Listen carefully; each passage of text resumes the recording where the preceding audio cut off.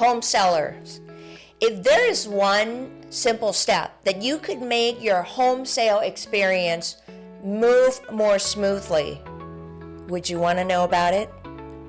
You want to stick around and watch.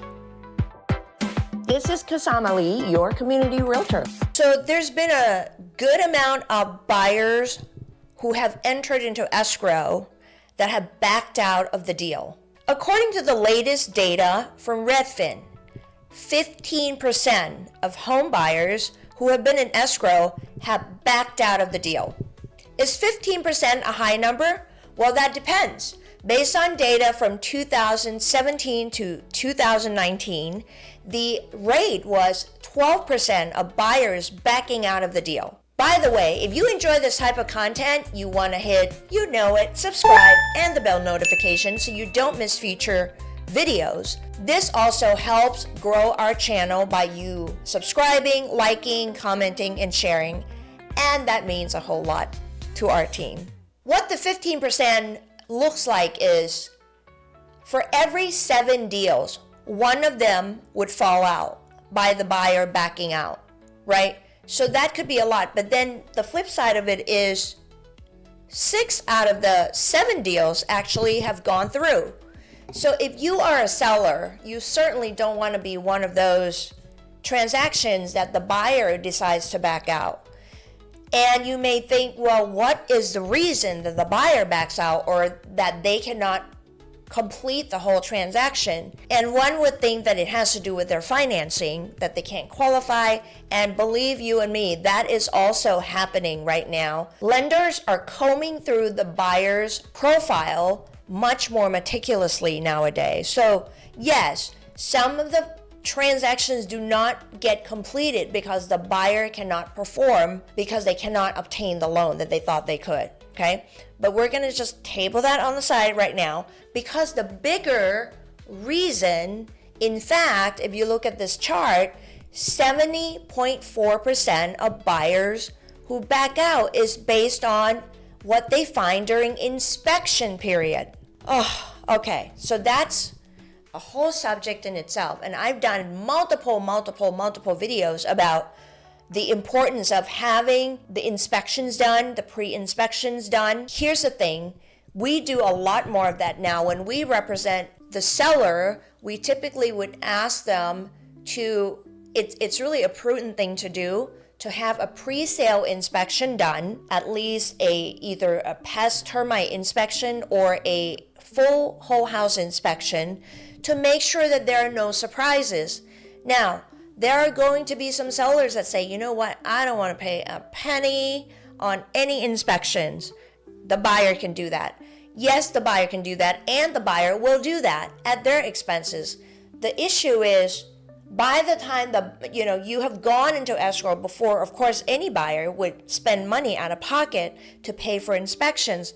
By that time, when they discover items that may be major items that may affect health and safety concern on the condition of the property, the buyer is going to come back and ask the seller either for the repair or for the credit. This is where negotiation happens, right? And if the the seller has a right to say yes or no or what have you. And if the seller and the buyer cannot come to a place where they can agree upon on the negotiated repairs or the credit towards repair, the buyer has the option to walk away. This is where the fail sale, we call it, happens, right? But imagine if you're the seller and yes, you spend, $500 on home inspection, $200 on termite and pest inspection. This is an approximation based on our area, okay? So that's $700. That's the cost of you investing into getting your house ready to sell. And if you saw some items that were on there that could be repaired, now it takes the surprises out of you, the seller, and it certainly takes a surprise out of the buyer when they see these inspection reports. And if the seller decides to fix some of the stuff, we can even check off some of the items on the inspection list and says, you know what, fix that, right? Or not.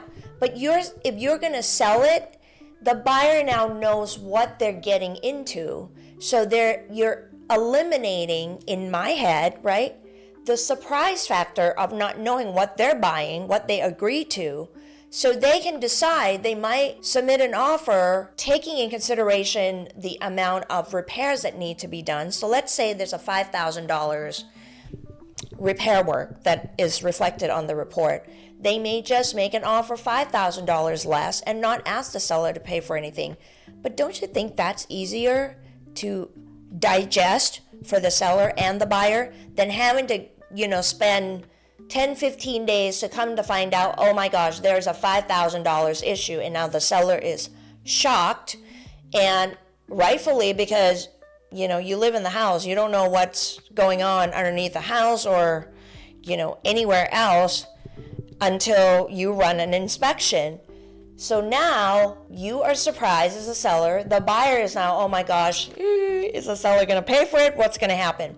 So that's where the fallout happens, when the seller and the buyer are not at the temperament where they can actually come to a place where they can agree upon and move forward. And I think it's really important. So when you are working with your real estate agent, ask about that, right? And I understand that you don't want to spend any money, but here's the thing, here's the better question. If you went into escrow and you're still making mortgage payment on that house, right? You're 15 days into it, the deal fails because the buyer backs out, now you're back on the market. Guess what's going to happen to the end of the month when the mortgage is due again? Guess who's paying for that mortgage? And I bet you it's more than the $700 that you would have spent on the pre-sale inspection. That's right, you got it. Now you understand why it can be a beneficial tool to have the pre-sale inspections done, provided by the seller. I hope this makes sense to you. If you have any questions, comment, feel free to email me at kasama@kasamasells.com. Thanks for watching.